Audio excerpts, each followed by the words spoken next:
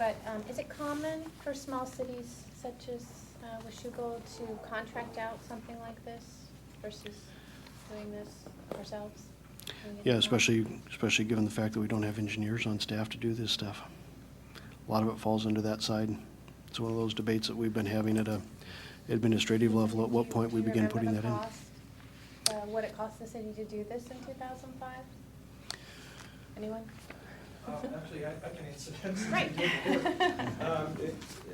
Between the 2003, which was an update from a 10-year-old plan, and 2005, which was, I don't know how many were around when the county reopened the plan in 2004. Between those two, the total was approximately 120,000 between 2003 and 2005 updates. Thank you. Any additional questions? Okay, Jim, is that going to be coming for us on the next agenda Yes, for the request? Okay. yes. Public Works, Jim, do you want to take the Wallace Engineering SPA? Yes, staff is submitting a supplemental professional service agreement number 10 from Wallace Engineering for the pedestrian tunnel. There is no change from supplemental agreement number 9 to the maximum amount payable. This extension is necessary to complete any warranty-related tasks / coordination throughout the one-year warranty period of the project. These tasks include review of the one-year plant establishment period and any other miscellaneous warranty items. So we're recommending that you authorize the mayor to sign the Wallace Engineering Supplemental Professional Service Agreement number 10. Are there any questions? So no dollar amounts needed, we're just moving the timeline. That's correct. Okay, and one more question. Then it's similar to the last one. Can we really not handle this warranty coordination in-house? Is it the engineering problem again? You know, exactly, because Wallace has started the project. They've been the project manager on the project, so Right, right. this is just a professional service agreement to extend that warranty with them so that they can continue to serve, I guess, in that role. Hmm. Steve, I didn't hear the answer to the question. The question was, as I understood it, does it require an engineer?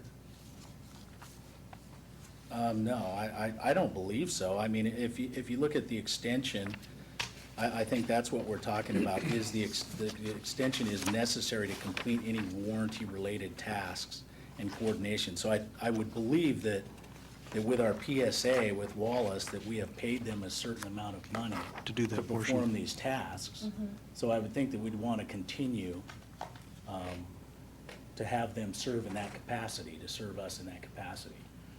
There's not additional appropriation being. There's no requested. additional appropriation, we just want to extend. It's just keeping them on the hook through the end of next year to provide these services.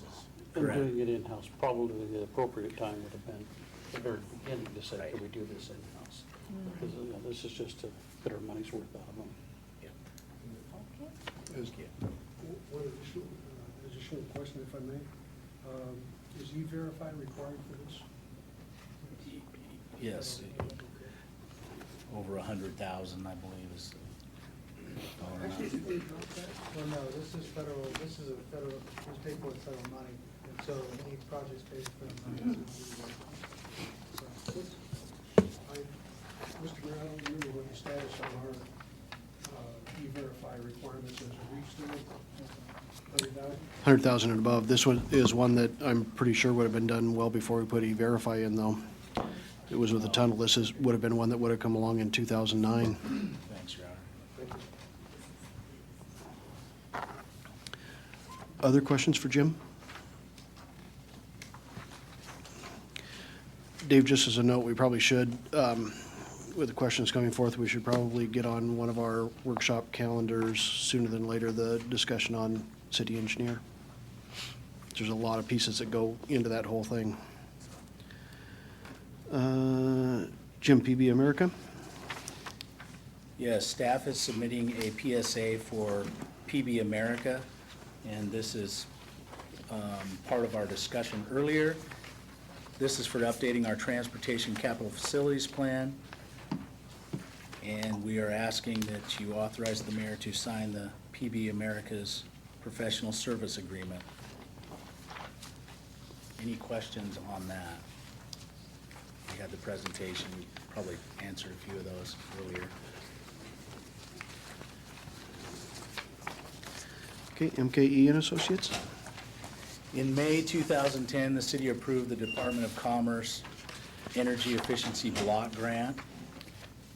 And at this time, the cities are prepared to move forward with the installation of the T8 lighting phase of this project and require that a request for bids be drafted by a qualified electrical engineer.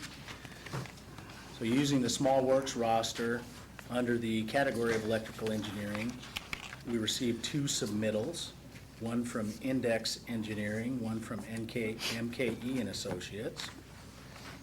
And so at this time, our recommended actions is to authorize the mayor to sign the professional service agreement submitted by MKE and Associates. Any questions on that?